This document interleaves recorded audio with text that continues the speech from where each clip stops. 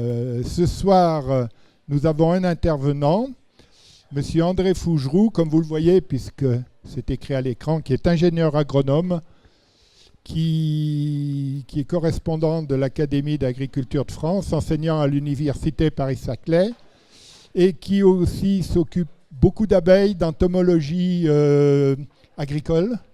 Voilà, ce qui est très intéressant, et j'aurai personnellement quelques questions à lui poser tout à l'heure au niveau de l'entomologie.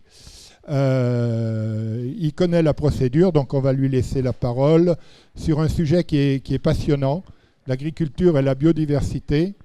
On en parle beaucoup, on entend beaucoup de choses, pas toujours les bonnes. Donc ce soir, c'est le bon moment, c'est la bonne période pour nous faire le point entre la réalité des choses et éventuellement les fake news qui circulent dans ce domaine-là. Voilà, je vous laisse la parole, je vous laisse vous présenter et introduire le sujet.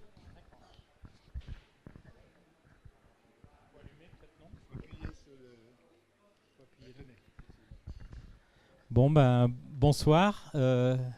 Merci de m'accueillir. C'est la première fois que je viens à Saint-Étienne. Donc, vous voyez, je découvre autant que vous, je pense.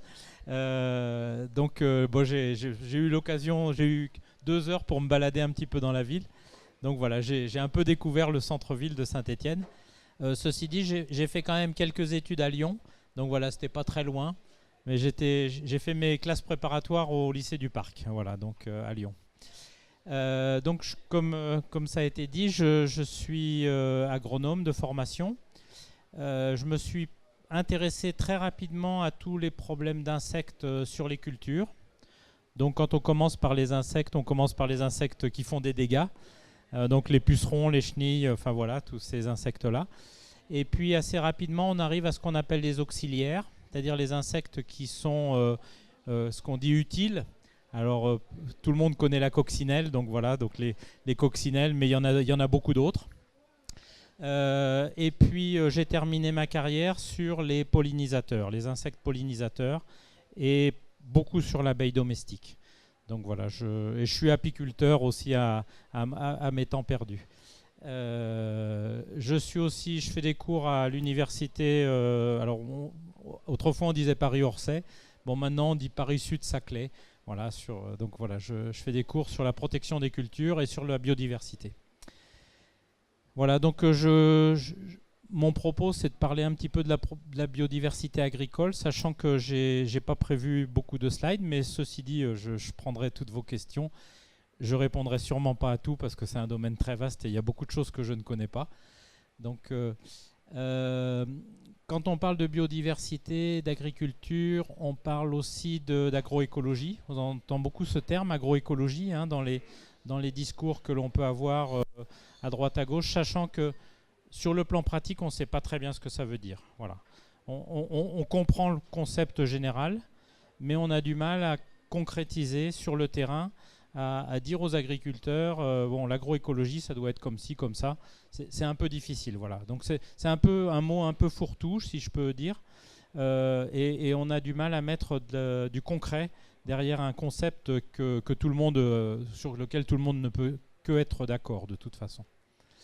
Et puis il y a un grand thème qui moi me tient à cœur, c'est la bioéconomie.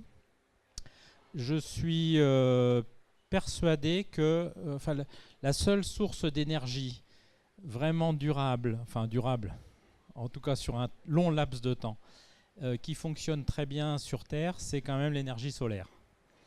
Et quoi de mieux qu'une plante pour valoriser, ou une algue, pour valoriser l'énergie solaire. Et donc je suis persuadé que sur le long terme, si on veut vraiment faire du durable, c'est plutôt cette voie-là qu'il va falloir suivre, celle de la production d'énergie, la production de biomatériaux, etc., à partir de plantes ou d'algues. Voilà. Et quand on parle de tout ça, il faut parler de gestion des territoires. Et je vous dirai quelques mots sur ce que je pense de la gestion des territoires en France. Peut-être je vous rappellerai aussi un certain nombre de choses que l'on oublie quand on parle de biodiversité. C'est que les territoires français changent très vite, très très vite, et que la biodiversité, des fois, elle ne suit pas tout à fait au même rythme. Voilà. tout ça, ça amène à la question de ce qu'on appelle les services écosystémiques, c'est-à-dire quels sont les services que l'on peut attendre de la nature, de la biodiversité. Il faut que je monte le micro, c'est ça ? Et donc, quels sont les services qu'on peut attendre des mécanismes naturels ? Alors bien sûr, le premier service qu'on attend, c'est la production agricole. Donc on a besoin de produire pour nourrir les gens, pour fournir un certain nombre de matériaux. Le deuxième service que l'on attend, c'est le fonctionnement des sols. Et très honnêtement, sur le fonctionnement des sols, on est quand même un petit peu démunis. Enfin bon, je sais pas, c'est toujours plus facile d'observer une plante à l'extérieur. Quand il faut commencer à creuser dans le sol pour savoir ce qui se passe, c'est plus compliqué. Et donc, on ne sait pas grand-chose du fonctionnement des sols. Enfin, même on a quand même un certain nombre de choses, mais en termes de biodiversité, les sols français sont encore très mal connus. Tout ce qui est phénomène de régulation naturelle, donc ça, on essaye de le gérer plus ou moins bien. Je vous en parlerai. Donc, notamment, puisqu'on parlait d'entomologie, l'utilisation de ce qu'on appelle ces insectes auxiliaires, c'est-à-dire tous ces insectes qui permettent de réguler un certain nombre de populations de ravageurs, de nuisibles. Donc on essaye de les gérer au mieux, sachant que là aussi on a beaucoup de lacunes en termes de connaissances. La pollinisation qui contribue à la production, donc on en parle beaucoup, je pourrais vous donner un certain nombre de chiffres. Et puis alors après, il y a d'autres services écosystémiques. Il y a tous les services culturels. On parle beaucoup d'agrotourisme. Par exemple, ça fait partie de un des objectifs de la France, c'est de développer l'agrotourisme. Et donc, c'est basé sur une certaine gestion de l'espace agricole qui doit répondre à un certain nombre de besoins, soit culturels historiques, soit culturels futurs. Voilà. Et puis, la question du bois en agriculture et dans les massifs forestiers, qui sont aussi des services écosystémiques auxquels, pour l'instant, je trouve qu'en France, on ne répond pas d'une façon tout à fait optimale. On peut passer à la suite ? Alors, la biodiversité, je veux juste vous rappeler un certain nombre de choses. Est-ce que vous savez ce que c'est que la biodiversité ? Il y a une enquête qui a été faite au niveau européen. En fait, 73% des Européens ont entendu parler de biodiversité, mais ne savent pas très bien ce que c'est. C'est-à-dire, entre une marque de yaourt, on ne sait pas trop, quoi. Donc, je vous pose la question.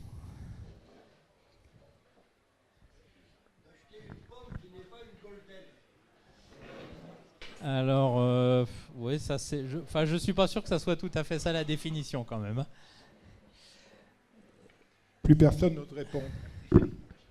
Alors,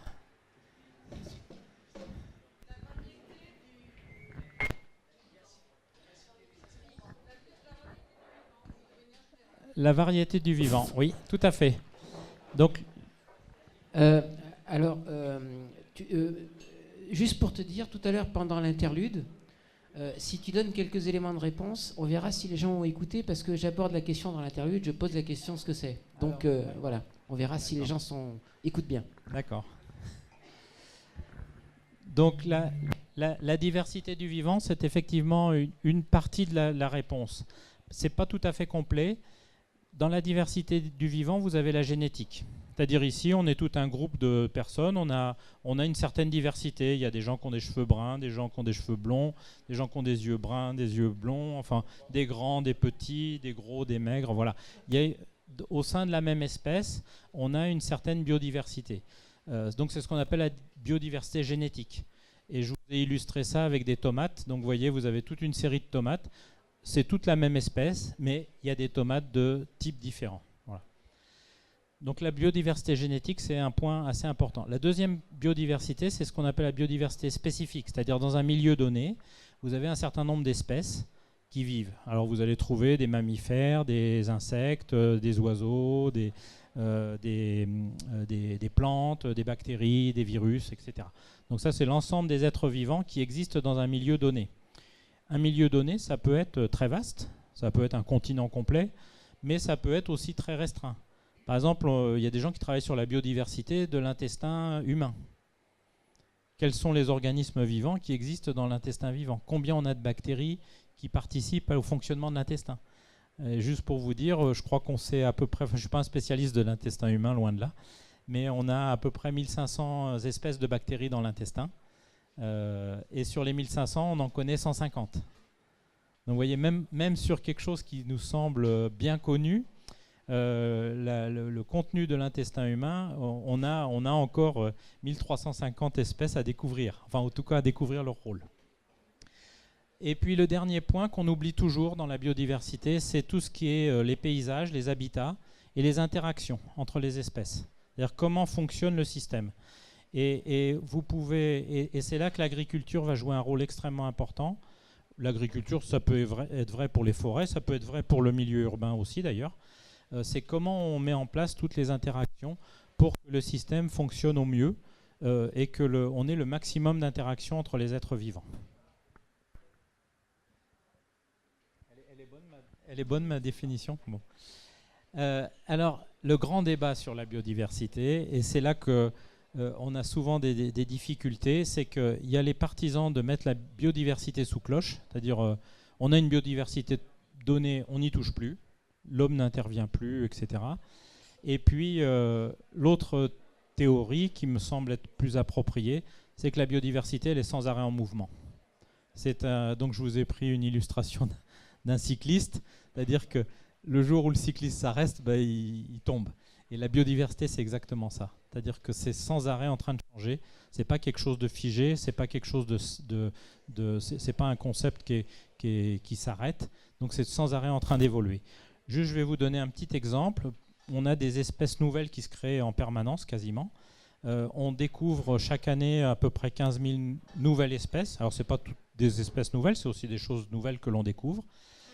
Mais juste pour vous donner un exemple, il y a un petit campagnol qui fait des ravages dans les vergers du sud-est de la France, qui s'appelle le campagnol à 12 côtes. Voilà. Je pourrais vous donner le nom latin si vous le voulez. Et ce campagnol à 12 côtes, il a commencé à envahir les milieux agricoles.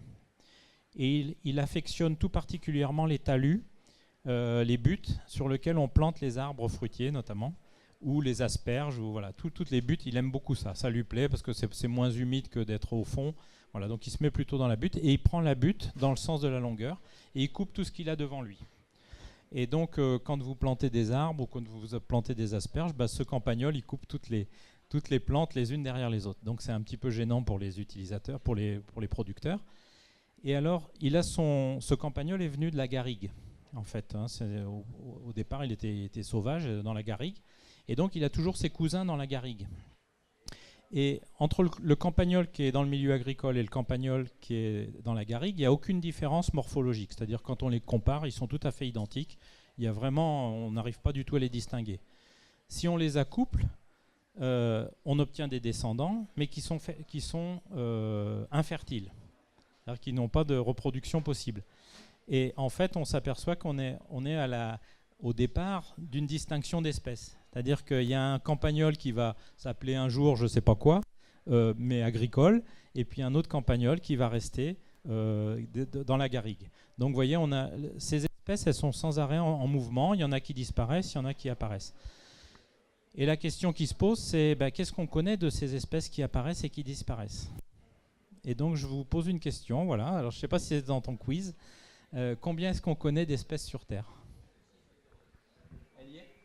Bon, je suis désolé. Je déflore ton quiz alors.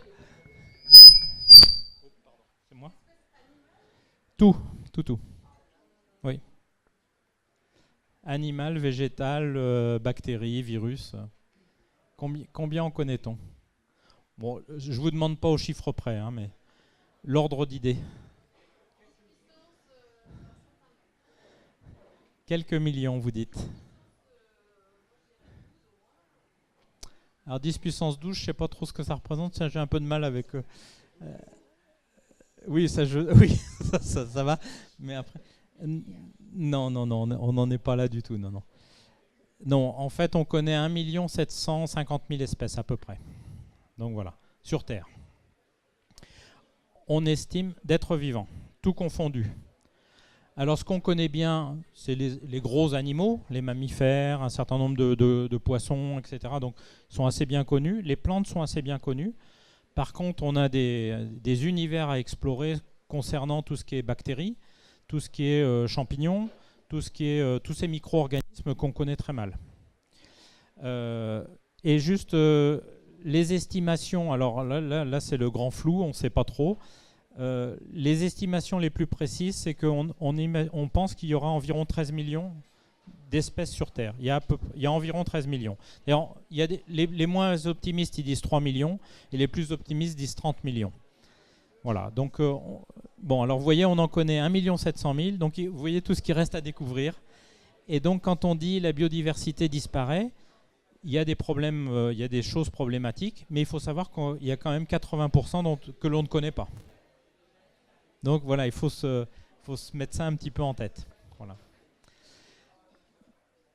Alors, ensuite, ce que je voulais vous dire aussi, alors on va venir à la France.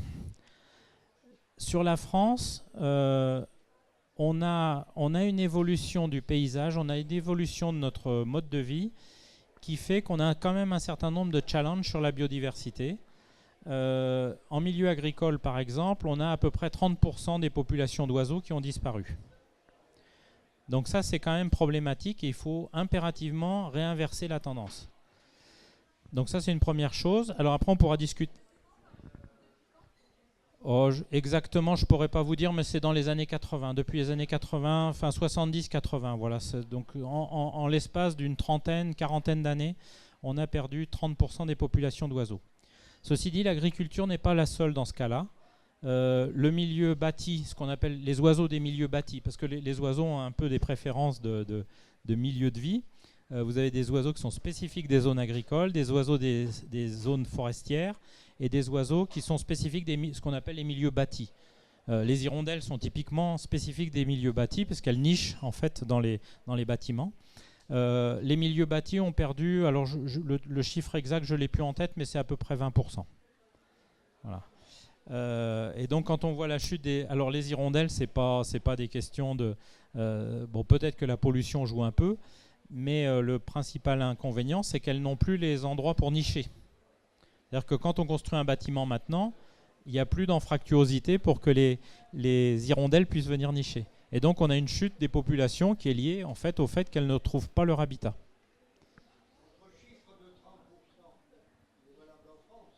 C'est la France. Alors, je ne connais pas les chiffres au Brésil. Je ne peux pas vous répondre là-dessus. Je les connais pas. Il est valable grosso modo sur toute l'Europe. Voilà. Donc l'agriculture a un vrai problème là-dessus, c'est qu'il faut inverser la chute de population des populations d'oiseaux. Le milieu urbain a le même problème, parce qu'il faut aussi inverser la courbe. Je ne sais pas comment, je n'ai pas de solution, mais il faut inverser la courbe. Et le milieu forestier a perdu un peu moins, c'est-à-dire qu'on est à peu près à 10%. Alors maintenant, je peux vous poser la question, quelles sont selon vous les causes de réduction ? L'activité humaine, mais plus précisément, est-ce que vous avez ? Pesticides, alors, oui. Destruction des haies, oui.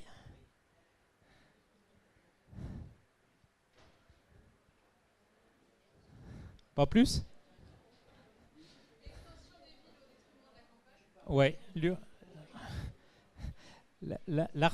Ce qu'on appelle l'artificialisation des sols, oui, tout à fait. Tout à fait. Alors, pesticides, insecticides, voilà, on va faire un paquet groupé. Alors, en fait, juste pour vous donner quelques indications, l'artificialisation des sols en France, on perd chaque année, ça s'est un peu réduit heureusement, on perd environ 55 000 hectares de terres agricoles chaque année. Alors 55 000 hectares, je ne sais pas si ça vous parle beaucoup, mais en 10 ans, ça veut dire on perd l'équivalent d'un département. Donc il faut se rendre compte de ça, c'est que l'urbanisation et l'artificialisation, il n'y a pas que l'urbanisation, parce qu'il y a tout ce qui va avec, c'est-à-dire les voies de chemin de fer, les autoroutes, etc., qui fragmentent aussi les habitats. pose des problèmes de survie d'un certain nombre d'espèces. Donc ça, c'est un des premiers points. Il y a la déprise agricole pour les milieux agricoles, c'est-à-dire qu'il y a beaucoup d'agriculteurs qui abandonnent des terrains parce que voilà, c'est plus rentable, etc. Et cette déprise agricole se traduit par un remplacement des milieux agricoles par un milieu forestier. Or, il y a une chose, il y a un lieu commun que l'on a en France qui est de croire que la forêt, c'est mieux que l'agriculture. En termes de biodiversité, s'entend.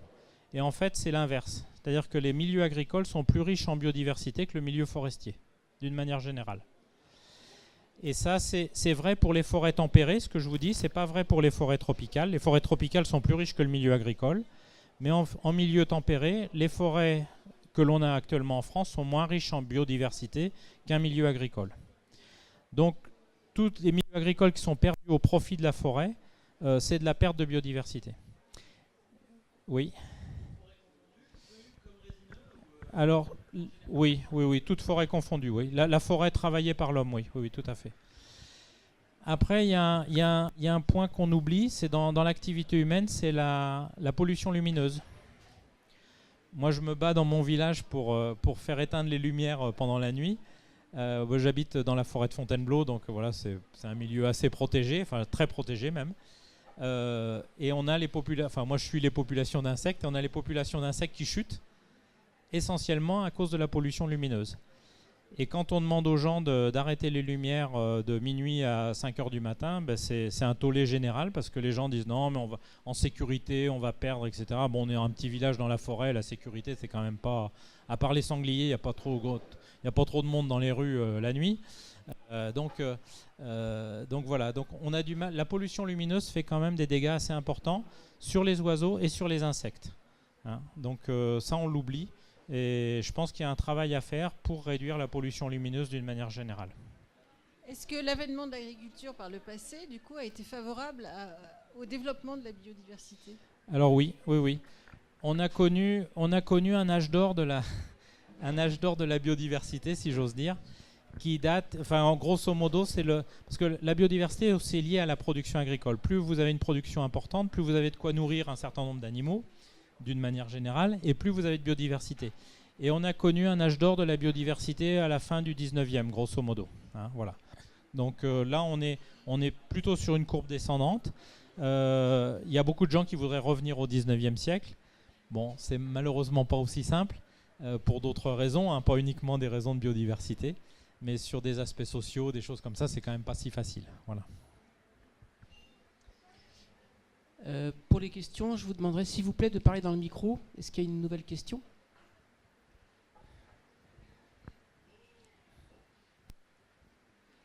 Alors après, je peux provoquer. Avec plaisir. Bon, il y a un certain nombre de points qu'on a vus, vous avez vu sûrement dans les journaux. Il y a eu une étude qui a fait un peu de bruit, une étude qui a été faite par les Allemands, où ils ont annoncé que 80% des insectes avaient disparu en l'espace de, 30 ans, je crois. Bon, l'étude est très discutable pour différentes raisons. D'abord, ils ont travaillé sur des insectes frais. On ne travaille jamais sur des... Ils ont mesuré des poids d'insectes entre il y a 30 ans et puis maintenant, à peu près dans les mêmes secteurs. Sachant que l'étude est très discutable parce qu'ils ont pris comme point de référence final l'année 2014. Alors, je ne sais pas si vous vous souvenez de l'année 2014. Mais moi, en tant qu'apiculteur, l'année 2014 a été une très mauvaise année parce qu'il a plu beaucoup, il a fait froid pendant tout le printemps, il a plu beaucoup et donc toutes les populations d'insectes sont très sensibles aux températures, hein, bien évidemment. Et donc, on a eu très peu d'insectes en 2014. Ce qui fait que le point final de cette étude allemande est un peu biaisé. Ça ne veut pas dire qu'il n'y a pas eu de réduction de population d'insectes, mais on est très loin des 80% qu'ils ont annoncés. Ça, c'est la première chose. La deuxième chose, c'est que ce qu'il faut considérer, c'est qu'entre-temps, alors je pourrais vous montrer une évolution de la cartographie française. Alors là, ça va être un exercice périlleux parce que ce n'était pas prévu comme ça. Une chose qui a changé fondamentalement en France, c'est le pourcentage de prairies permanentes. Ce qu'on appelle les prairies permanentes, c'est-à-dire des prairies qu'on laisse pendant des années, des dizaines d'années, qui sont juste entretenues essentiellement par le pâturage. Et on a perdu sur le territoire français à peu près entre 4 et 5 millions d'hectares de prairies permanentes. Or, ces prairies permanentes constituent des réservoirs pour les insectes extrêmement... C'est des milieux très stables qui constituent des réservoirs pour les insectes assez importants. On a perdu donc à peu près un tiers des prairies permanentes en France. Parce que l'élevage, voilà, c'est compliqué, c'est pas toujours rentable, voilà. Donc il y a différents facteurs qui font ça, qui ont conduit à cette situation. Et donc les prairies permanentes, cette réduction des prairies permanentes a entraîné automatiquement une réduction des populations d'insectes, notamment des hannetons. Pardon, on parle toujours des... Enfin, je ne sais pas si vous avez connu ça pour les plus anciens. Il y avait des populations de hannetons qui étaient extrêmement importantes. Maintenant, c'est assez rare de voir des populations de hannetons très importantes. Il y a quelques coins en Lorraine, etc., où il y a encore beaucoup de prairies où on arrive à en voir. Mais alors, ouais, c'est dans ce PowerPoint, ouais. Alors voilà, oui. Alors si tu peux revenir sur la première, peut-être. Donc ça, c'est la chute des, enfin c'est l'indicateur. Donc on part de 100 en 1980, vous voyez. En Europe, alors c'est tout pays confondu hein, en Europe, c'est la chute des populations d'oiseaux. Donc vous voyez, elle est à peu près d'une 50aine de % dans tous les milieux agricoles européens. Donc là, on a un vrai challenge. Là il faut... Et donc, parmi les solutions, vous l'avez cité, les haies.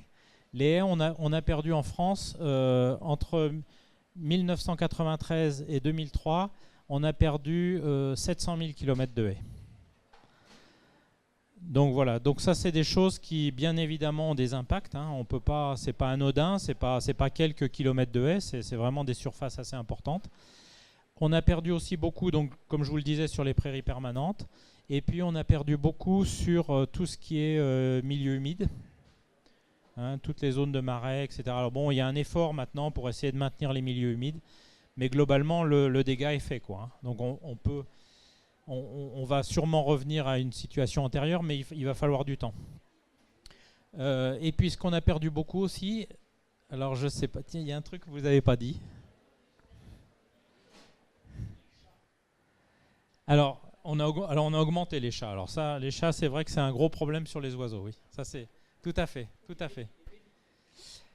Alors peut-être les baies vitrées, mais les chats, c'est sûr. Les chats, c'est un facteur. Nous, on avait fait des suivis de zones qu'on avait remis en friche, on peut dire. Enfin, c'est friche un peu organisée.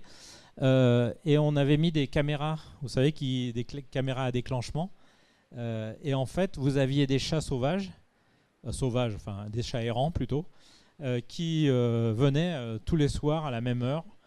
Et donc, dès l'instant où il y a un oiseau qui vient nicher dans la friche, il se faisait dévorer. Le braconnage, oui, je ne sais pas si c'est très important. Je ne suis pas si sûr. Peut-être, je ne sais pas. Peut-être, je ne sais pas. Alors, les éoliennes, effectivement, ça s'est dit que les éoliennes avaient un impact sur les champs d'éoliennes, avaient un impact sur les oiseaux.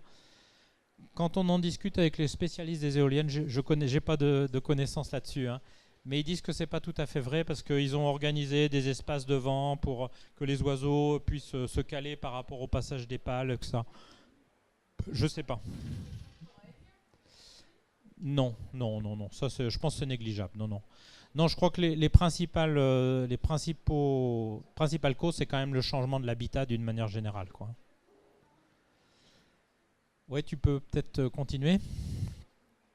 Donc ce que je vous disais, alors voilà donc les différentes catégories d'oiseaux que l'on a en France. Donc ça, vous voyez, c'est 1989 à 2014. Vous voyez que les forestiers, on a perdu à peu près une vingtaine de %. Vous voyez, 15% pour toutes les espèces, toutes confondues. Les milieux bâtis, moins 23%. Et les agricoles, moins 32%. Et puis ce qui a augmenté en population, ce sont ce qu'on appelle les oiseaux généralistes. Alors, ça vous dit quelque chose, les généralistes?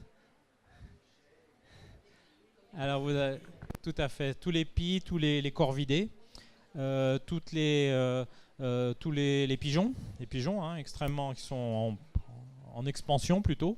Donc voilà, tous ces oiseaux qui sont aussi en compétition alimentaire avec les espèces traditionnelles, on va dire, Donc ça, celles-ci se sont développées considérablement. Bon, ça, on va passer ça parce que c'est un peu trop spécifique. Alors, on a un peu le même problème avec les plantes. Là, c'est une étude qui a été faite par Philippe Josin, qui est prof à l'agro, qui en fait, dans les milieux agricoles, on a 1200 taxons. On a à peu près 4000 plantes, 4000 espèces de plantes en France.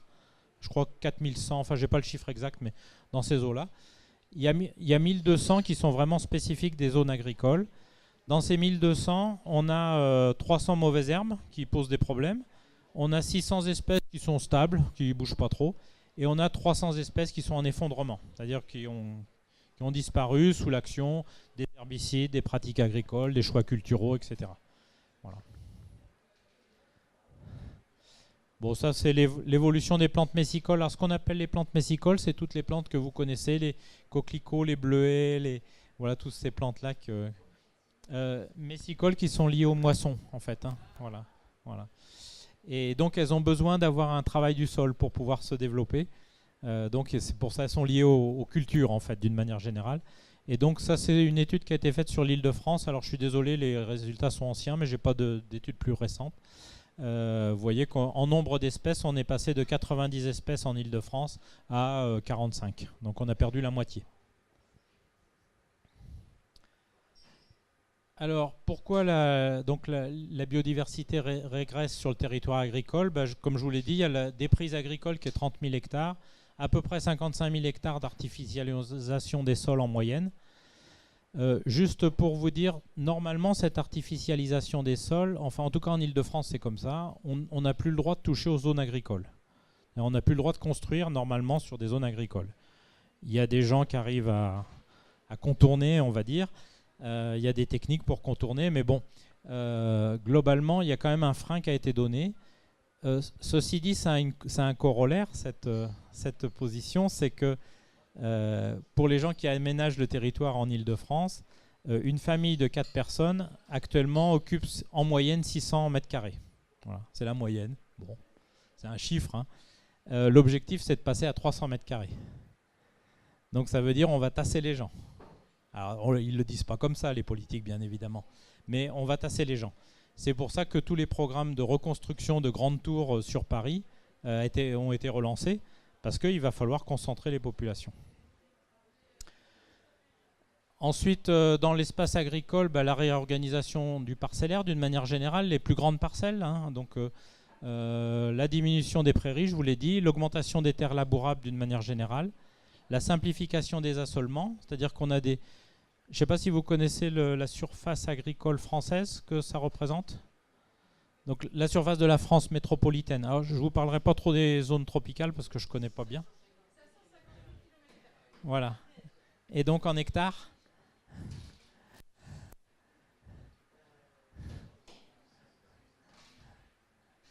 Nous les agricoles, on parle qu'en hectares, vous savez.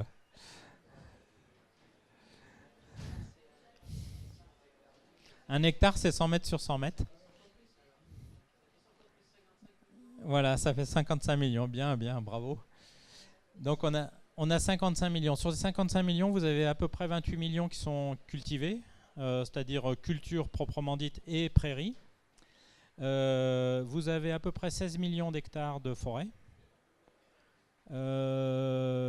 Et donc, ça fait quoi ça 28 et 16, ça fait 44, non? Je ne me trompe pas. Donc il doit manquer une dizaine de millions qui sont liés aux bords littoraux, aux zones de montagne. Enfin voilà. Donc, et puis aux villes, bien évidemment. Hein.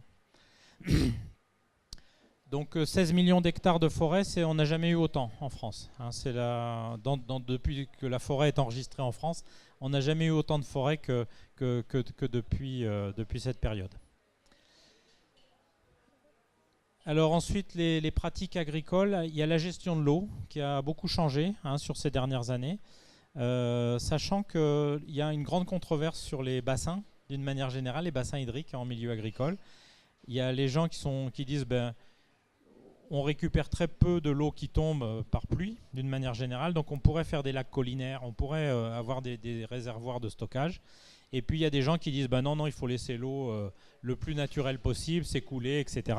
Donc il y a un peu cette controverse entre les deux, sachant que au bénéfice de ceux qui sont favorables à la création de lacs collinaires, toutes les retenues d'eau qui ont été créées dans les années 60-70 en France sont maintenant classées en Natura 2000. C'est-à-dire ça a créé de la biodiversité. Donc ils disent, voilà, si on en fait plus, on va aussi augmenter la biodiversité. Alors voilà, il y a le débat sur les deux modes de gestion de l'eau d'une manière générale. Le travail des machines agricoles, on a des machines plus puissantes, il faut quand même le reconnaître, et le travail des machines agricoles peut avoir un impact assez significatif sur la biodiversité. Je crois, on verra si on va jusqu'à la photo de... J'ai une photo d'un blaireau qui s'est trouvé coincé, vous savez, des gens qui font de la paille. Donc ils ont maintenant ce qu'on appelle les rondes-balleurs, là, donc ces balles rondes que vous voyez, et donc un blaireau qui s'est trouvé coincé dedans. Donc voilà, c'est une forme de destruction de la biodiversité. Alors oui, il y a un point donc je ne reviendrai pas sur les premiers points, mais il y a aussi un autre phénomène qui joue sur la biodiversité, c'est l'invasion des espèces exotiques. Et donc là, je ne sais pas si vous reconnaissez. Alors vous avez l'écrevisse américaine en bas. Vous avez la grenouille taureau qui a été introduite dans la région bordelaise et qui fait pas mal de dégâts sur la faune aquatique. La chenille processionnaire du pin, alors qui n'est pas tout à fait invasive parce qu'elle était déjà présente, mais elle est en train de remonter vers le nord de la France. Le frelon asiatique, voilà. Et la coccinelle asiatique, voilà. Donc tous ces organismes qui arrivent d'autres pays perturbent sérieusement notre biodiversité locale. Donc il peut y avoir des réductions d'espèces, et notamment la coccinelle asiatique que je connais que je connais assez bien. Elle transmet des maladies à nos coccinelles locales. Et du coup, elle est résistante à ces maladies parce qu'elle a l'habitude depuis des milliers d'années à vivre avec. Par contre, nos coccinelles locales ont tendance à souffrir de la présence de coccinelles asiatiques, d'autant plus que la coccinelle asiatique est beaucoup plus vorace que la coccinelle locale. Donc, non contente de transmettre des maladies, en plus, elle pique la nourriture de nos coccinelles locales. Donc voilà. Alors, comment on la reconnaît? C'est une bonne question. Alors, je peux vous faire la blague que je fais. Voilà. C'est la blague que je fais aux étudiants. Je dis, elle a les yeux bridés, puis il y a écrit Made in China en dessous. Non. Plus sérieusement, en fait, on ne peut pas la reconnaître à son nombre de points. On la reconnaît alors, pas toutes, malheureusement, elles ne l'ont pas toutes, mais vous voyez, elle a une sorte de W sur le thorax. Je ne sais pas si... J'ai peut-être un pointeur. Je ne sais plus si je l'ai là.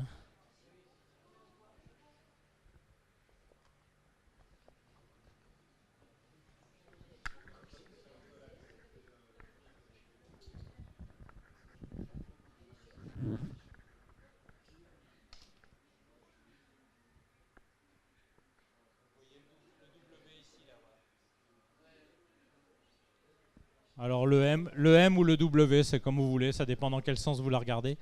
Donc voilà, certains individus ont cette caractéristique. C'est la seule façon vraiment de la reconnaître sans se tromper. Parce que le nombre de points, ça ne veut rien dire. C'est-à-dire qu'il y a des coccinelles asiatiques qui n'ont aucun point.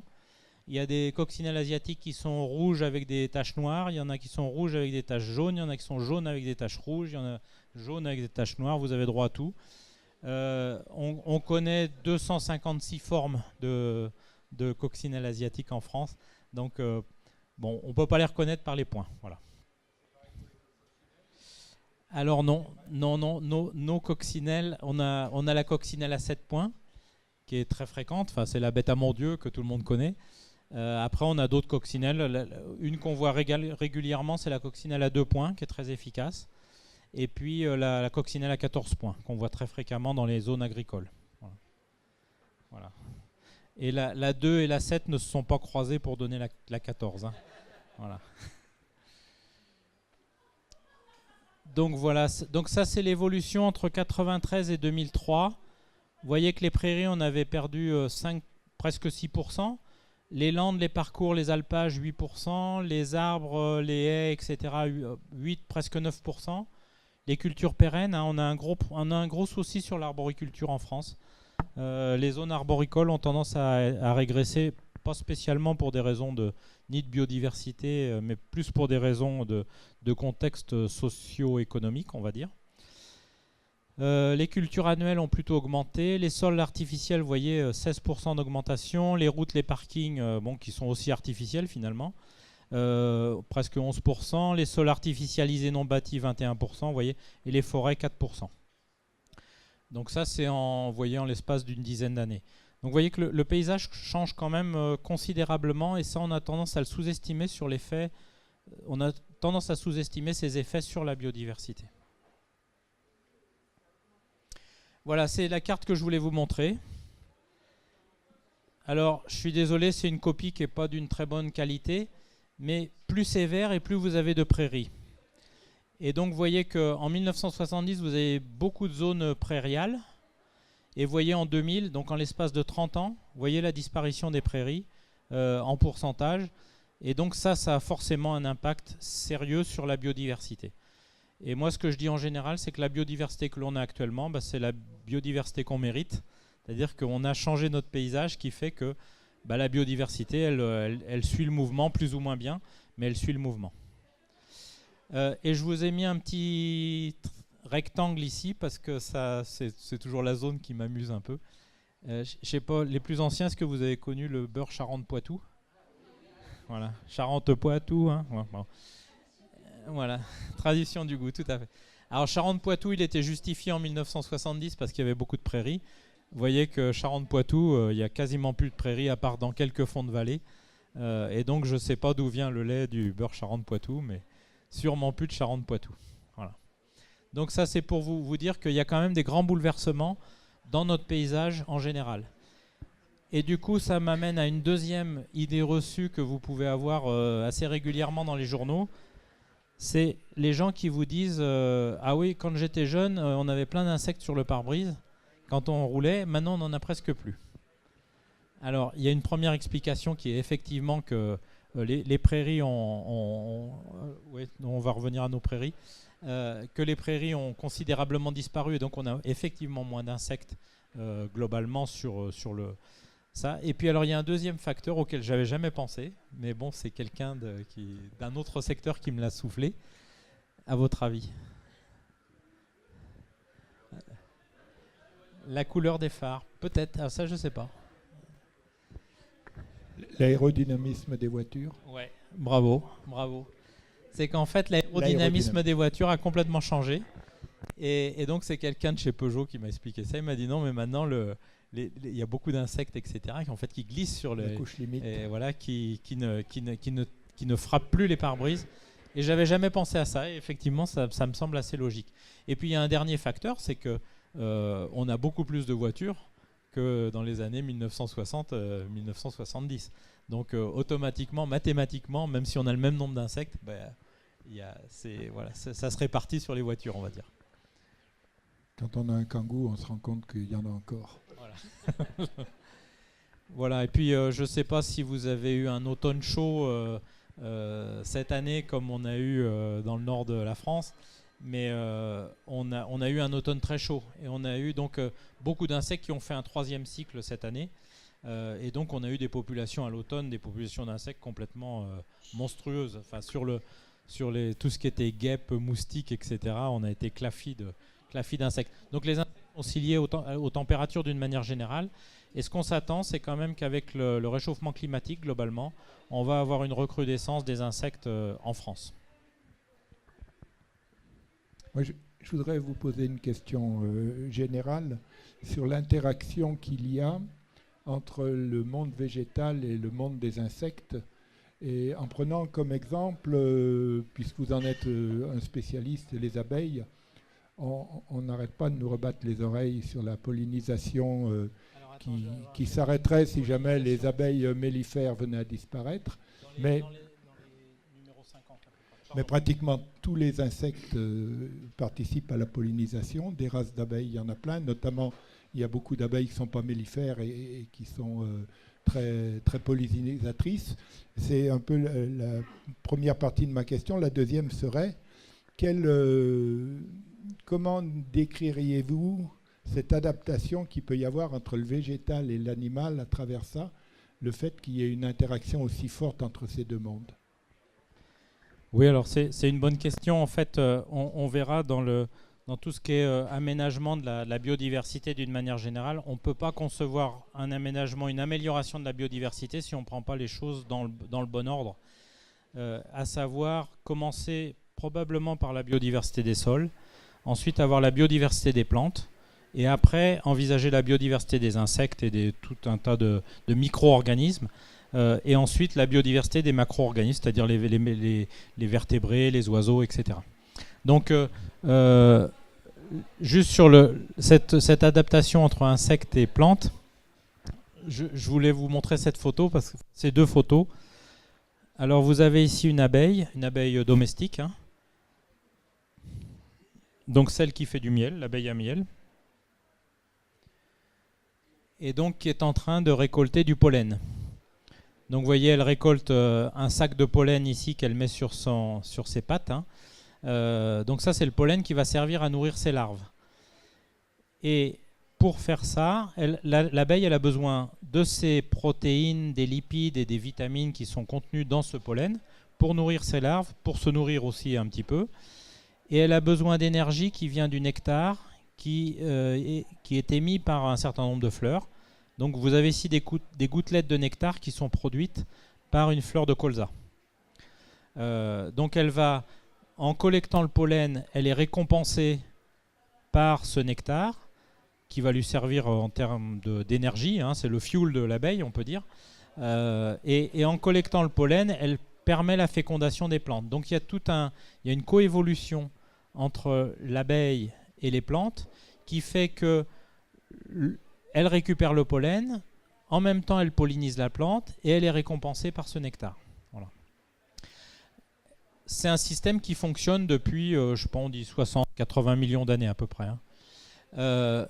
Alors, nous dans la pollinisation en milieu agricole, hein, ce qui nous intéresse, c'est pas ce pollen-là. Enfin, c'est intéressant pour les abeilles, donc voilà. Bon. Mais pour les agriculteurs, c'est le pollen qu'elle a là sur les poils. En fait, les abeilles, tout le monde des abeilles a cette particularité d'avoir des poils qui sont des poils branchus qui permettent de fixer le pollen. Et donc ce pollen qu'elle a ici sur le ventre, et puis bon, elle en a sûrement un peu sur la tête, etc., va servir à polliniser les plantes, les autres plantes. Voilà. Et donc ça, c'est un système de coévolution qui fonctionne très très bien, qui est très efficace. Alors juste pour vous montrer quelques résultats quand même, pour vous montrer que ça marche bien, c'est une étude qui a été faite en Suisse. C'est des parcelles de pommiers, hein, à différentes distances. Donc vous avez les ruches qui sont ici à 0 mètre. Donc vous voyez sur la parcelle, donc toutes les parcelles sont identiques. Simplement vous avez la récolte de pommes, ici vous avez 1200 kg. Ici 800 kg quand on est à 300 mètres, 600 mètres, 600 kg. Enfin, vous voyez, plus on s'éloigne de la ruche, plus la production diminue. Donc les pollinisateurs contribuent à la pollinisation d'un certain nombre de cultures. Elle contribue en quantité, mais elle contribue aussi en qualité. C'est-à-dire qu'ici, c'est une étude qui a été faite sur fraises. Donc vous avez les fraises, quand on commercialise des fraises, vous avez des fraises qui ont une bonne formation, qui ont vraiment une belle tête de fraise. Celles qui sont un peu biscornues, puis celles qui sont mal foutues, pour schématiser. Et donc là, elles sont classées par catégorie, donc celles qui sont bien formées. Donc quand c'est à ciel ouvert avec des abeilles, on a 61% de fraises qui sont bien formées. Sous serre avec des abeilles, on est à 51%. Et quand on est sous tente sans abeilles, on tombe à 32% de fraises bien formées. Donc vous voyez que sur le plan qualitatif, et c'est vrai pour les pommes, on aurait pu le faire pour les pommes, pour les poires, pour tout un tas d'autres fruits, où l'abeille contribue aussi à une régularité du fruit, on va dire. Alors, ceci dit, en France, la pollinisation a été estimée à peu près 2 milliards d'euros, sachant que le gros de cette pollinisation vient de la production de semences. La France est le premier producteur de semences au monde. On est le premier exportateur de semences au monde. On a tendance à l'oublier. Alors, c'est en train de chuter. Il y a Monsanto, mais il y en a d'autres. Et donc, on est les premiers producteurs mondiaux de semences. Voilà, il faut le savoir. Donc la pollinisation joue beaucoup et on utilise beaucoup d'abeilles, essentiellement l'abeille domestique, pour polliniser les cultures en France. Après, on utilise beaucoup la pollinisation pour les cultures légumières, pour les cultures fruitières et pour les oléagineux. Tout ce qui est betterave, pommes de terre, céréales, maïs, etc., la pollinisation se fait par le vent, essentiellement.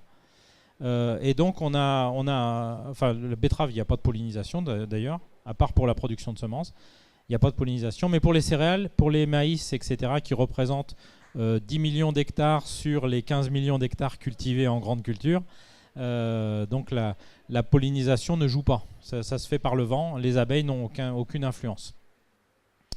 Sur les oléagineux, on a à peu près 2 millions d'hectares d'oléagineux entre le tournesol et le colza. Et là, les abeilles ont un rôle un peu variable. On estime que c'est environ 30% de la production. Elles contribuent pour 30% de la production. Le reste étant fait par le vent. Voilà. Alors, il y a quand même des trucs que je voulais vous... Voilà, dans les idées reçues. On vous dit dans les journaux, si l'abeille disparaît, l'homme n'aura plus que 4 ans à vivre. Alors ça, c'est soi-disant Einstein qui a dit ça. Bon, il y a eu des recherches, il y a un institut de tous les écrits d'Einstein qui est basé à Jérusalem. Donc la question a été posée, est-ce qu'il a écrit ça? On n'a jamais trouvé, enfin en tout cas on pense que Einstein n'a jamais rien eu à faire avec les abeilles. Il s'en fichait, je pense, complètement. Et surtout on ne voit pas comment il aurait calculé qu'il n'y avait plus que 4 ans. Pourquoi pas 6 ans, pourquoi pas 2 ans, on n'en sait rien. Enfin bon. Donc tout ça, ça a été inventé en fait par un apiculteur qui a mis cette citation dans la bouche d'Einstein lors d'une manifestation à Bruxelles. Voilà. Bon, c'était un joli coup de com', mais c'est complètement faux sur le plan scientifique. Et puis le deuxième truc que vous pouvez lire assez régulièrement, c'est les femmes abeilles dans le Sichuan. Alors ça, c'est extraordinaire. Fallait trouver quand même. Hein. Donc alors, on vous trouve une femme qui est en train de polliniser des fleurs de poirier dans le Sichuan. Alors, c'est tout à fait vrai, c'est-à-dire que la photo, c'est pas un photomontage, c'est pas truqué, c'est effectivement vrai. Simplement, quand vous plantez un verger de poirier, vous ajoutez des poiriers dits pollinisateurs.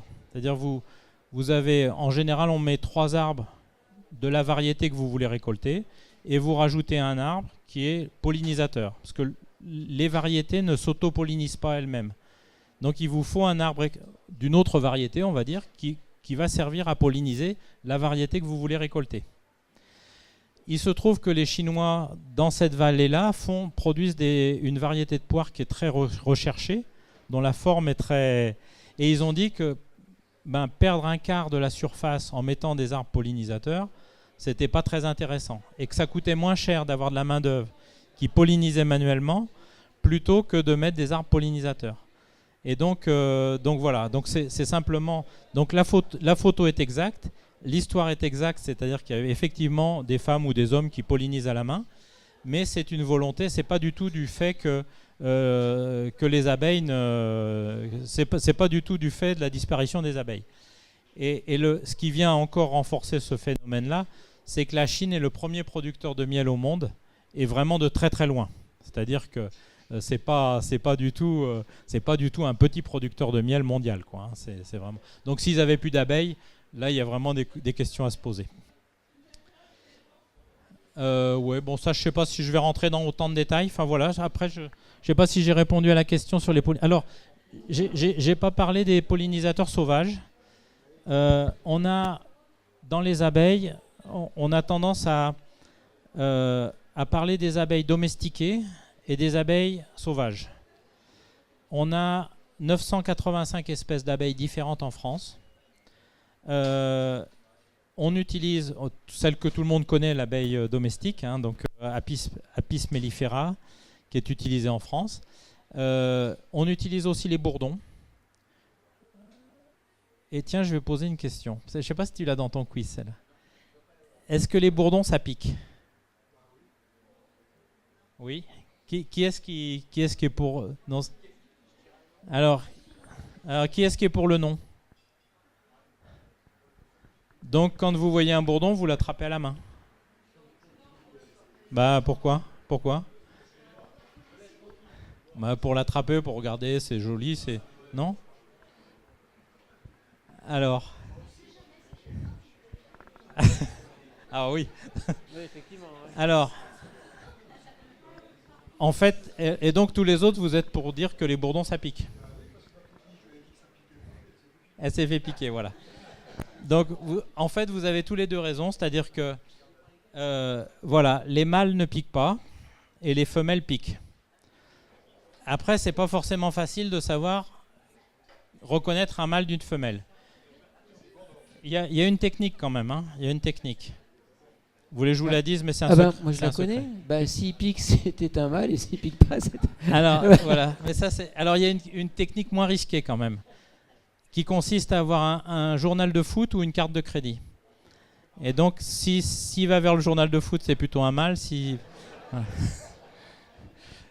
Non, plus sérieusement, donc toutes les femelles sont munies, et c'est vrai pour tous les hyménoptères, toutes les femelles sont munies d'un appareil de défense, d'un dard, qui leur permettent de se défendre. Par contre, les mâles, non. Très honnêtement, les mâles, ils ne servent pas à grand-chose. Voilà. À part... ne faites pas d'anthropocentrisme, là. Mais en général, il y a beaucoup plus de femelles que de mâles dans ces sociétés-là. Donc, que ce soit pour les bourdons, pour les abeilles, la grande majorité sont des femelles. Donc, vous avez des très fortes chances de vous faire piquer si vous en attrapez un. Vous pouvez tomber, certains bourdons mâles, on arrive à les reconnaître, mais bon, il faut quand même un peu savoir. Voilà. Mais donc, retenez ça, que c'est dans toute cette famille-là, ce qu'on appelle les apoïdes, c'est-à-dire les abeilles au sens large. Les mâles ne piquent pas, les femelles peuvent piquer. Pour les personnes qui arrivent maintenant, il y a des places là, vous verrez mieux si vous vous installez... Sur l'efficacité de pollinisation de l'ensemble de tous ces abeilles sauvages et tout ça. Alors, sur l'efficacité de pollinisation, ce qu'on sait très bien gérer, c'est les abeilles domestiques. D'abord pour plusieurs raisons. D'abord parce qu'on sait exactement combien il y a on sait à peu près combien il y a d'abeilles dans une ruche. Et donc, quand on amène une ruche d'abeilles, on sait qu'il va y avoir tant de butineuses. Ramené au nombre de fleurs, on peut calculer le nombre de fleurs qui vont être pollinisées. Sur les abeilles sauvages, on sait moins bien le faire. Ensuite, il y a un deuxième point, c'est que les abeilles domestiques sont capables de faire d'assez longues distances. Hein, elles peuvent, on dit jusqu'à 10 km. Bon, je ne sais pas si c'est vrai. Très, très facilement, elles font 1 km, 1,5 km, 2 km, voilà. Ça ne sont pas des distances qui leur font peur. Les abeilles sauvages, on a beaucoup de petites abeilles qui sont très petites. Et on pense que les distances de vol sont... Enfin, on ne pense pas, on le sait. Les distances de vol sont beaucoup plus réduites. C'est-à-dire vous allez avoir des abeilles qui vont faire 30 mètres, 60 mètres. Puis après, ça fait un peu loin pour elles, quoi, hein. Ça leur demande trop d'énergie.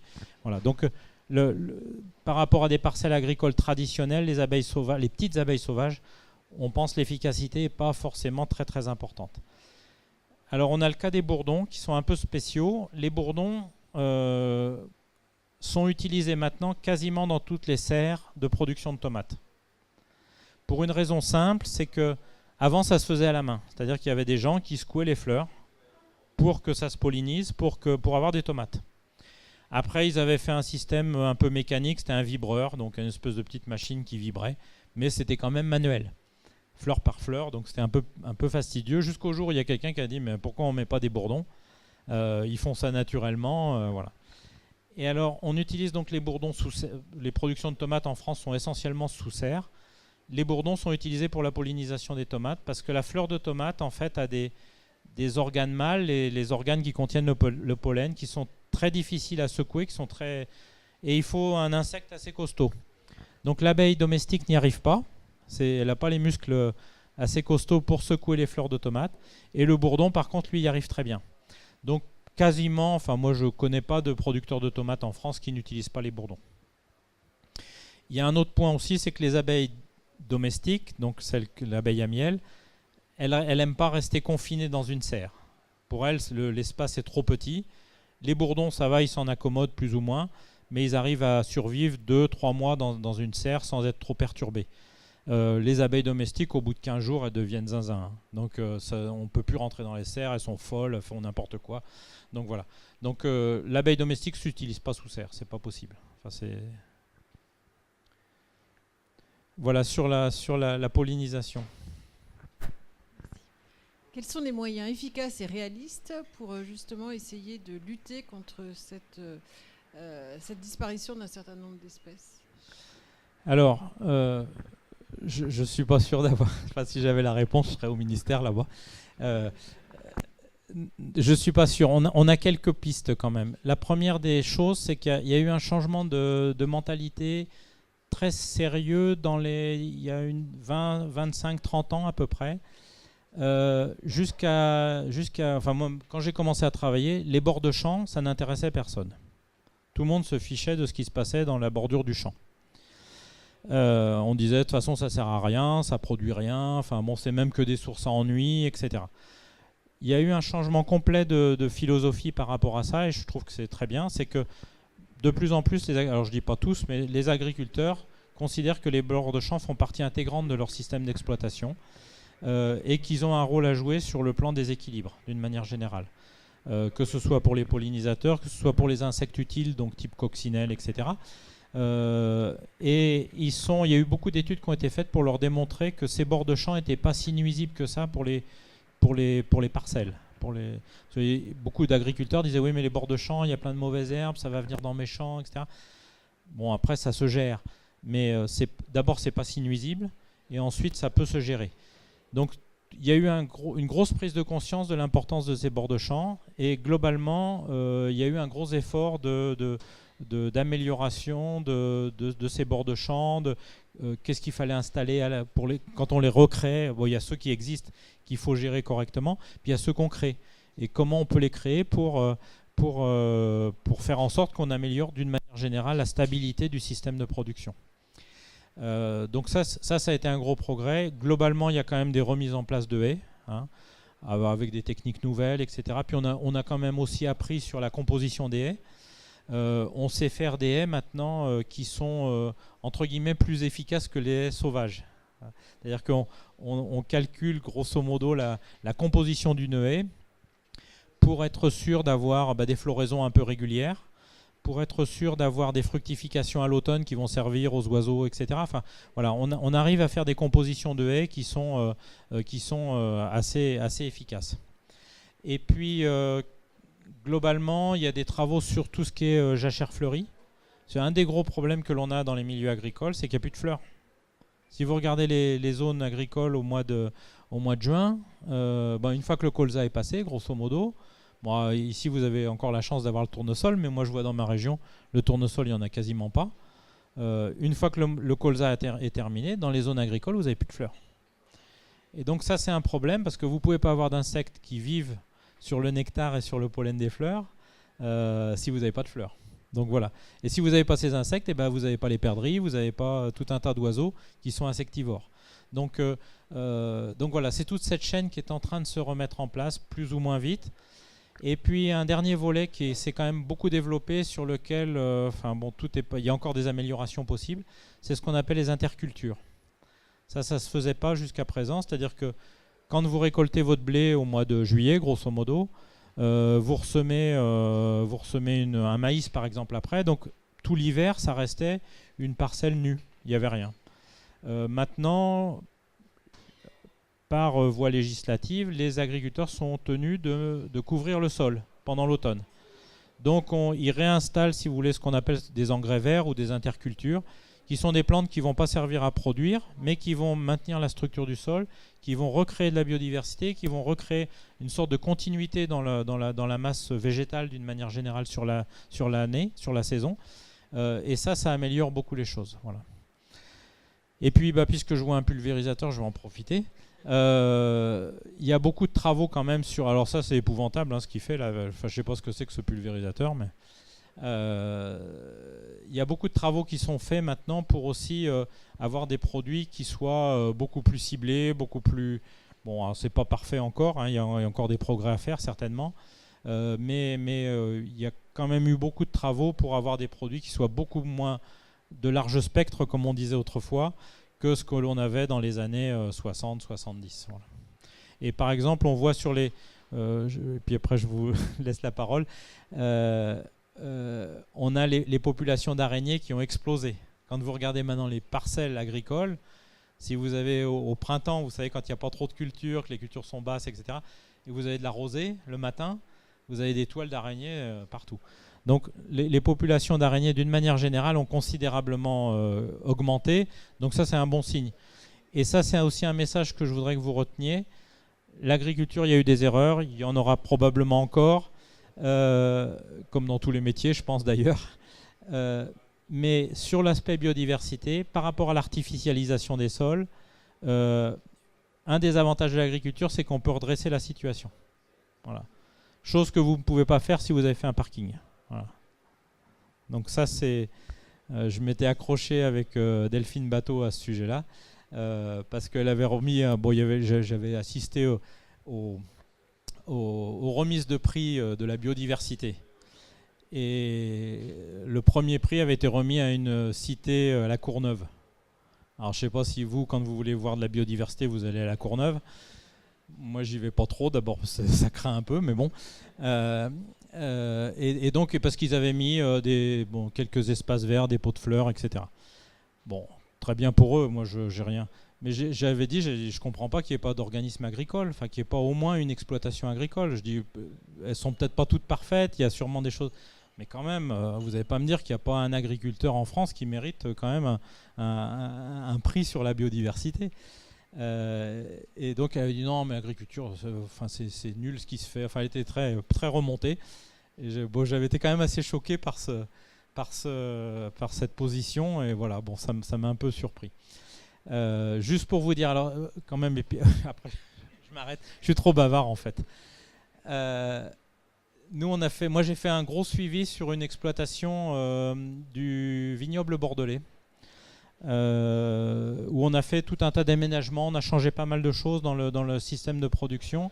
Juste pour vous dire, on a remonté les populations d'oiseaux à 70 espèces. Alors 70 espèces d'oiseaux, bon, ça ne dit pas grand-chose, mais on en a 420 au total en France. Donc 70 espèces, ça fait 12% de la vie-faune française sur une exploitation qui faisait à peu près une centaine d'hectares. Donc bon, c'est quand même pas si mal. Peut-être qu'on peut monter plus, j'en sais rien, mais c'était déjà pas mal. On avait 8% de la flore française sur l'exploitation, dont des orchidées, dont des plantes comme la frétilière pintade, qui est une plante très rare. Voilà, donc on arrive sur des exploitations, dès l'instant où on réfléchit un peu, on met un certain nombre de moyens, et puis que l'agriculteur est volontaire pour aller dans ces démarches. Et juste pour vous dire, ce château de Bordeaux, qui s'appelle Château Les Vergnes, a réussi à garder son contrat avec Métro. Ils avaient un contrat avec Métro, donc la grande enseigne de distribution. Ils ont réussi à garder le contrat avec Métro grâce à ça. C'est-à-dire que Métro était venu les voir en disant « Bon, vous ne faites pas du bio, donc on veut plus travailler avec vous ». Grosso modo, enfin je schématise. Et donc ils ont dit « Non, mais nous on travaille de manière raisonnée, on va vous expliquer ce qu'on fait ». Et ils ont montré effectivement la biodiversité. Et donc Métro a dit bon bah ok, comme ça, si c'est comme ça, ça nous va très bien. Et ils ont développé un label qui s'appelle Bi-Orchide, parce que dans les orchidées, ils ont trouvé l'orchidée abeille. Et comme c'est un château qui exporte pas mal, donc ils ont appelé ça Bi-Orchide. Et donc avec ce label, ils ont réussi à augmenter le prix moyen de la bouteille de 1 €. Voilà. Donc comme quoi la biodiversité, ça peut rapporter. Voilà. Il y a quand même une question de la propagation et du choix que les agriculteurs ont à les utiliser ou non, qui est posé quand même, je trouve, au-delà du risque sur la biodiversité. Je trouve qu'à partir du moment où on ne peut plus contrôler sa semence, on a quand même d'autres problématiques qui se posent, et il y a quand même ce problème qui est présent avec n'importe quel type d'OGM, c'est donc sa capacité à se développer. Et même si certains tests sont faits sur le fait qu'ils ne vont pas être communiqués aux champs voisins, c'est souvent parce que c'est des tests qui sont réalisés là où il n'y a pas de pollinisateurs de toute façon. Et donc on arrive un peu à des résultats pas forcément clairs. Oui, donc c'est pour ça qu'il faut en fait l'étudier au cas par cas. Par exemple, il y avait le problème pour les OGM colza, les colza, donc avec un pollen qui peut se disséminer sur des distances relativement grandes. Donc là, ça pose des questions, effectivement. Est-ce qu'on ne contamine pas le colza du voisin qui ne veut pas être OGM, par exemple? Donc ça, c'est une question de... et puis après ça, vous avez des OGM pour lesquels on sait que le pollen ne se déplace pas sur des distances très importantes. Et donc voilà, il faut vraiment étudier au cas par cas. Je pense qu'il n'y a pas de réponse blanc ou noir. Moi, je suis très partisan de l'étude scientifique, des fondements scientifiques pour dire cet OGM, on est d'accord, celui-là, ça ne marche pas parce qu'on prend tel risque, etc. Voilà, c'est ma position. Alors, si je peux rajouter quand même un auteur sur la biodiversité qui fait quand même référence en France, c'est Christian Lévesque. Alors, il est à l'Académie d'agriculture aussi. C'est un écologue depuis, il a dû naître écologue, je pense. Et donc, il a écrit un chapitre qui s'appelle L'âge d'or de la biodiversité dans cet ouvrage. Mais surtout, il a écrit un livre qui s'appelle La biodiversité au quotidien, qui est paru chez Quae, et qui fait vraiment un tour d'horizon de la situation de la biodiversité en France. Et vraiment par un scientifique qui expose les faits, quoi, hein, qui ne prend pas parti, il dit on en est là pour telle ou telle raison. Et vraiment, je vous le conseille, parce que d'abord, ça se lit très bien, il écrit très bien.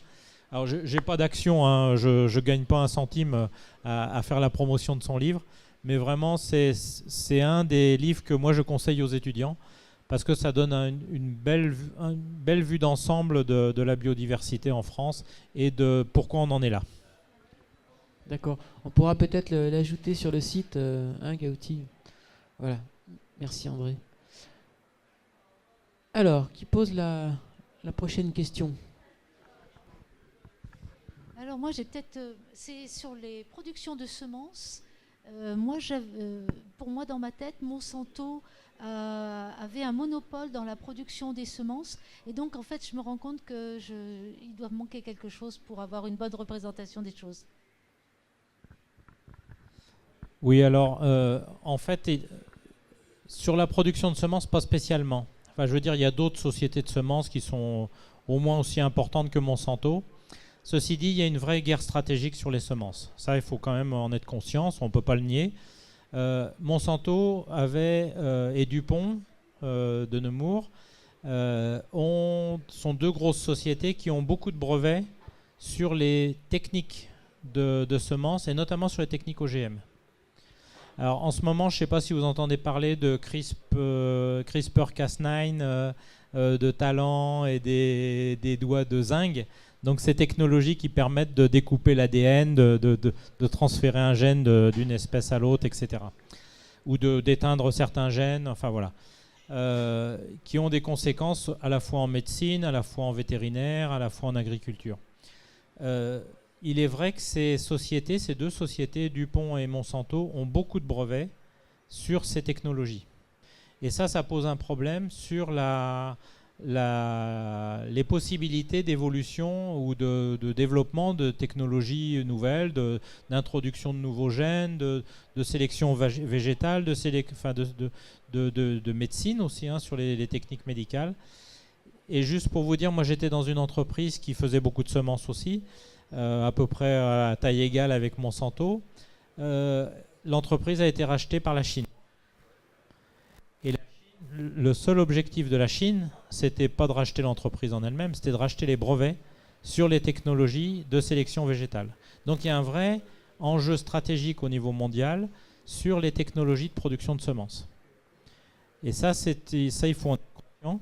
Alors, l'Europe, malheureusement, est maintenant un petit peu en dehors du coup pour l'instant. Voilà, et donc c'est un combat entre la Chine et les États-Unis. Donc DuPont, Monsanto sont des sociétés américaines. Bon, Monsanto vient d'être racheté par Bayer, donc Bayer rachète un certain nombre de brevets Monsanto, forcément. Donc on pense qu'une partie de la technologie va revenir en Europe. Mais il faut savoir, oui, qu'il y a des enjeux stratégiques très importants autour des semences. Ouais. Une question des plus naïves. Pourquoi les producteurs ne produiraient-ils pas eux-mêmes leurs propres semences?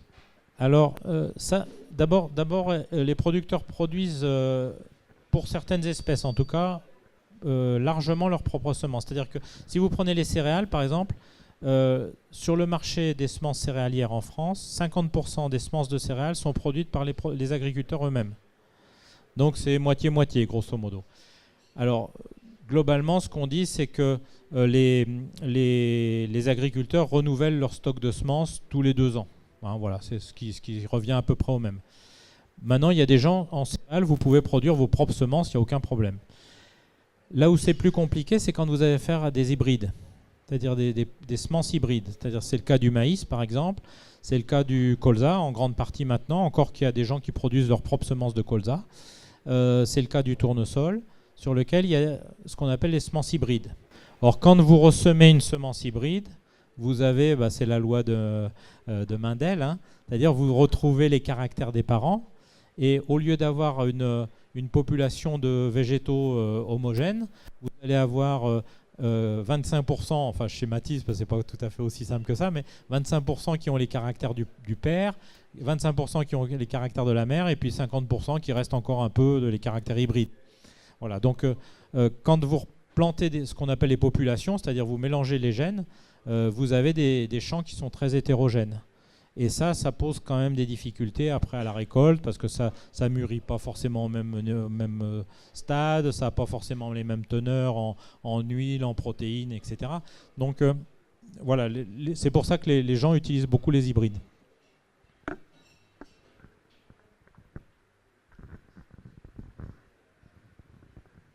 J'avais 2 questions. Une de définition sur votre arbre où on voit les bactéries, les archées et puis les eucaryotes. Quelle est la différence entre archées et bactéries, hein? Bon, que tout le monde le sache. Non? Bon, oui. Enfin, si tout le monde le sait, c'est bien. Puis ma deuxième question, c'est sur les rapports entre les hommes et les animaux.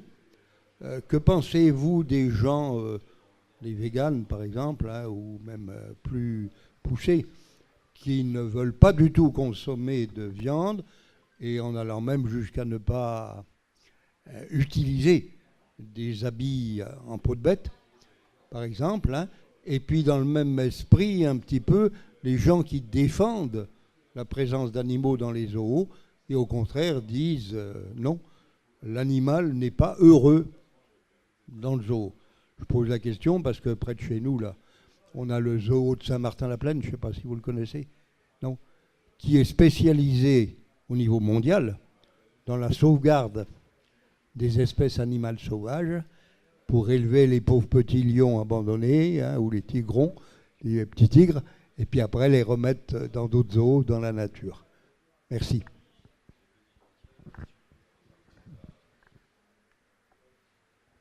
Oui, alors entre les archées et les bactéries, je ne sais pas si je vais oser répondre parce que ça dépasse un peu mes compétences.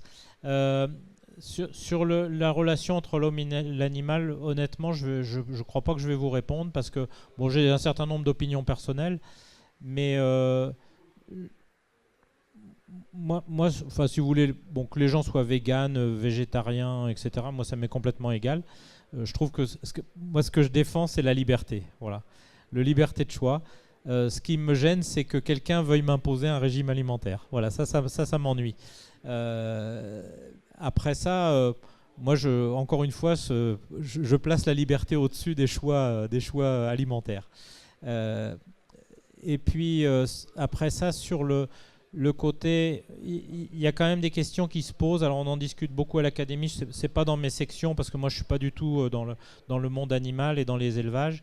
Mais il y a beaucoup de questions quand même sur le bien-être animal dans les élevages, dans les abattoirs, etc. Bon, c'est un sujet de société qui est important, hein, qu'on ne peut pas négliger. Et alors, ça devient une question philosophique. C'est quelle est la conscience de l'animal? Est-ce que l'animal est l'égal de l'homme, etc. Donc voilà. Bon, alors encore une fois, je ne vais pas répondre parce que c'est pas mon domaine de compétence. Mais sachez qu'à l'Académie d'agriculture, il y a des groupes de travail qui essayent de clarifier un petit peu les situations. Et notamment, on a une des questions qui se pose, c'est ce qu'on appelle la ferme des 1000 vaches. Vous savez, qui a fait pas mal de bruit dans la... alors bon, qui fait rigoler beaucoup de nos voisins parce que, enfin, en Allemagne, ils sont à 3000 ou 30 000 vaches, je sais plus. la question de la ferme des 1000 vaches, en fait, ça a été vu comme étant un processus industriel qu'on peut accepter ou pas. Les gens qui avaient monté ça, c'était quand même d'abord un problème social. C'est-à-dire que quand vous êtes éleveur laitier, que vous avez à faire la traite tous les jours, que vous n'avez pas de vacances, que votre conjoint, etc., voudrait bien partir au bord de la mer, etc., et que vous ne pouvez pas parce que vous êtes tenu par votre élevage, le fait de mutualiser un certain nombre d'outils, de mutualiser les animaux, ça vous permet d'avoir des systèmes de rotation entre agriculteurs qui vous permet de prendre du temps libre, d'avoir un peu de repos, etc. Donc il faut savoir que derrière l'élevage laitier en France, il y a quand même un problème social très important et que c'est une des raisons d'ailleurs pour laquelle l'élevage laitier est en régression. On a les mêmes problèmes en production fruitière. On a un gros problème de main-d'œuvre dans le milieu agricole. On dit qu'on a beaucoup de chômeurs, ce qui est malheureusement vrai. Mais aussi en agriculture, on a aussi une grosse demande d'emploi qui n'est assurée que par des emplois venant de pays étrangers, essentiellement, avec toutes les difficultés que ça peut poser. Et donc ça, c'est vraiment un des grands challenges de l'agriculture. Alors on entend parler de robots, en ce moment c'est la grande mode. Est-ce qu'on va remplacer les agriculteurs par des robots? J'en sais rien. Je le verrai probablement pas. Mais c'est quand même une des questions fondamentales qu'il faut se poser, c'est quelle agriculture on veut. Est-ce qu'on veut maintenir... Il y a des pays africains, par exemple l'autre fois j'étais avec le ministre de l'Agriculture du Sénégal, et au Sénégal ils ont fait volontairement le choix de dire nous on veut plus que les jeunes quittent les campagnes. C'est-à-dire on va tout faire pour les maintenir dans les campagnes, y compris leur payer le terrain, y compris les aider dans les équipements, etc. Parce que tous ces jeunes qui arrivent dans les villes, qui n'ont pas d'emploi, qui traînent ou qui sont qualifiés mais qui vont faire des petits boulots parce qu'il n'y a pas d'autre solution pour eux, on préfère les garder dans les campagnes. Et c'est une volonté stratégique du pays. On a eu la même chose au Maroc où le gouvernement marocain dit nous, on veut maintenir les gens dans les campagnes. Avoir les gens qui s'accumulent dans les banlieues des villes, ça ne nous intéresse pas. Malheureusement, en France, on n'a pas eu cette démarche-là. Et je trouve que c'est un peu dommage parce que les campagnes se vident, il faut quand même le reconnaître. Le nombre d'agriculteurs continue de diminuer sans arrêt. Et alors on disait qu'il faut inverser la courbe pour les oiseaux et pour la biodiversité, ce qui est vrai, mais il faut peut-être aussi inverser la courbe pour les agriculteurs.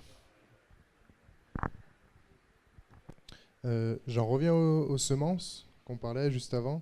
La semaine dernière, il y a un article du Conseil constitutionnel. Ils ont censuré des articles sur l'autorisation de vente de semences paysannes. Qu'est-ce qu'on doit en penser?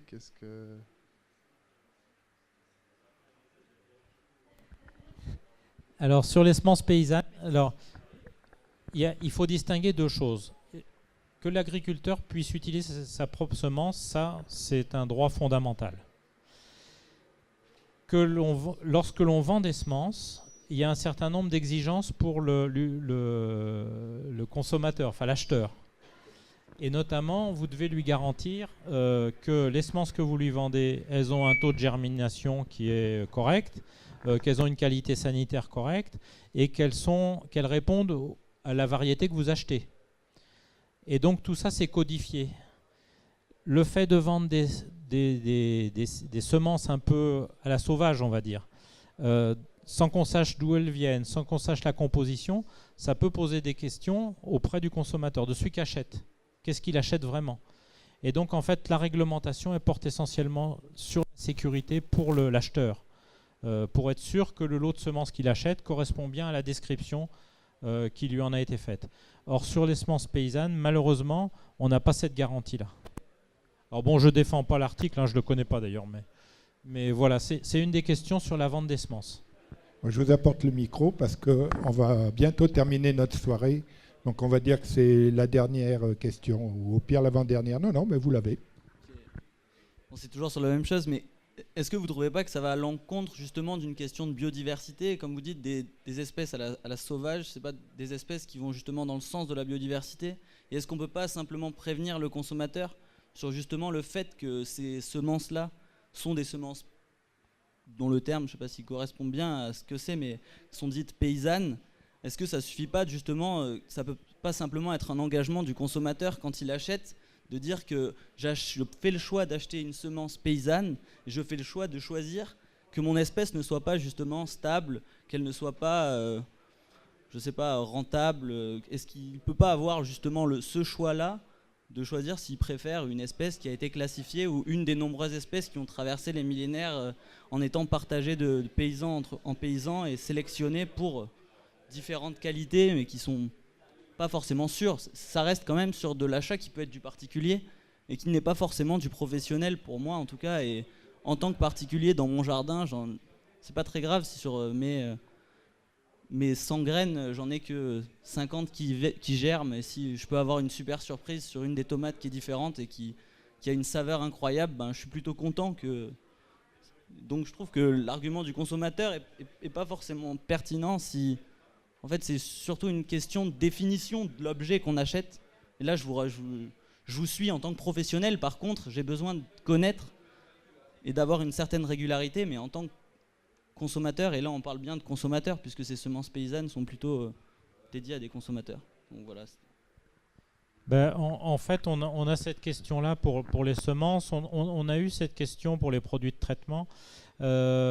Jusqu'en 1943, enfin je remonte un petit peu dans le passé, mais jusqu'en 1943, n'importe quel pharmacien, n'importe quel droguiste pouvait vendre n'importe quel produit. Donc vous alliez chez votre droguiste du coin et vous disiez à l'époque, bon j'ai, je sais pas, du mildiou sur ma pomme de terre. Bon alors il prenait un petit peu d'arsenic, un petit peu de ceci, il faisait son mélange et il vendait ça. On savait pas si ça marchait, on savait pas si c'était dangereux, etc. Et on a la même question maintenant pour les semences. Alors bon, la question du danger, je pense qu'elle est écartée. Mais si vous vendez vous une semence, donc ça a une valeur marchande, ça doit être, je ne sais plus comment on dit, loyal et marchand, hein, c'est ça, je crois. Et donc vous êtes censé garantir quand même que le produit que vous vendez, ça correspond à ce qu'attend l'acheteur. Or, avec les semences paysannes, on n'a pas cette garantie. Alors ça peut être de gré à gré avec votre voisin. Vous pouvez dire bon écoute, je te donne mon lot de semences ou je te le vends. Voilà, je sais pas trop ce qu'il y a dedans. Bon, il l'accepte. Après c'est de gré à gré.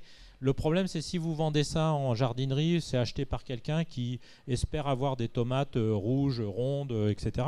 Puis il se retrouve avec des tomates vertes allongées ou cornues ou je sais pas. Il va dire non mais c'est pas ce que j'ai acheté. Donc ça crée des litiges, voilà. Donc c'est plus un problème en fait de droit commercial, je dirais, que de biodiversité. Voilà, c'est plutôt ça. Et puis alors, puisque je crois que c'est la dernière, moi je voulais terminer quand même pour vous faire une petite réflexion. La biodiversité finalement, quand on réfléchit, c'est quoi? C'est 4 bases d'ADN et 20 acides aminés. Voilà. Et après ça, vous les croisez dans tous les sens et vous avez toute la diversité sur Terre. Voilà. Donc c'est magique quand même, hein, mais quand on le réduit à sur quoi repose la biodiversité, voilà, 4 bases d'ADN et 20 acides aminés. Voilà. Ouais, c'est magique. Bon, merci à vous. Merci beaucoup.